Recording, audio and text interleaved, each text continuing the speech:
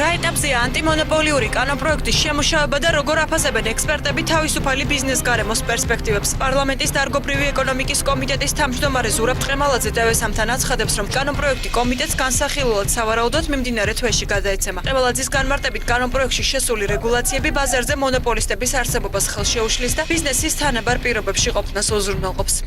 ეს კანონი უკვე დამუშავებულია, მზად არის დახელული არასამთავრობო ორგანიზაციებთან. დღესდღეობით ეკონომიკის სამინისტროში უბრალოდ მათაც თავისი ექსპერტიზა გაატარეს და უკვე მიმდინარე პერიოდში ალბათ ამ თვეში შემოვა განსახილველად კომიტეტში. ექსპერტი დემურ გიორხელიძე კი აცხადებს, რომ ქვეყნის ეკონომიკა ანტიმონოპოლიურ პრინციპებს საჭიროებს, რაც კანონმდებლობით უნდა დარეგულირდეს, თუმცა მისი თქმით, არსებულ კანონპროექტში დეტალურად არ არის გაწერილი ის რეგულაციები, რაც ბიზნესის თანაბარ კონკურენტულ გარემოში არსებობას უზრუნველყოფს. მისი თქმით, ბაზარზე არსებული მცირე მოთამაშეები საკანონმდებლო ხელშეწყობას საჭიროებენ, თუმცა მთავრობის პოზიცია საკითხთან დაკავშირებით მხარი არ არის. კარტელური გარიგებები ჩვეულებრივი მოვლენაა ქვეყანაში.